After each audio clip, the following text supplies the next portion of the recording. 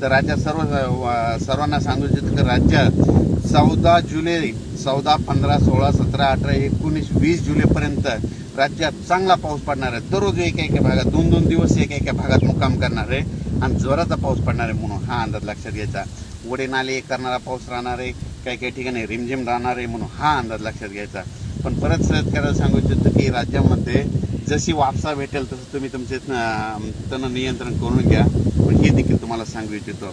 पण राज्यामध्ये सांगायचं झालं तर आज 9 जुलैपासून तर 26 जुलैपर्यंत चांगला पाऊस पडणार आहे म्हणून हा अंदाज लक्षात घ्यायचा. परत एक सांगू इच्छितो की राज्यात अचानक वातावरणात बदल झाला तर लगेच एक मेसेज दिला जाईल. पण एक मी मागच्या वेळेसच सांगितलं होतं की राज्यामध्ये यावर्षी जुलै महिन्यात चांगला पाऊस होणार आहे म्हणून सांगितलं होतं. आणि तुम्ही बघा आज म्हणजे कालचंच बघा, काल ह्या 2-3 दिवसामध्ये खामगाव बुलढाणा जिल्ह्यामध्ये इतका पाऊस पडला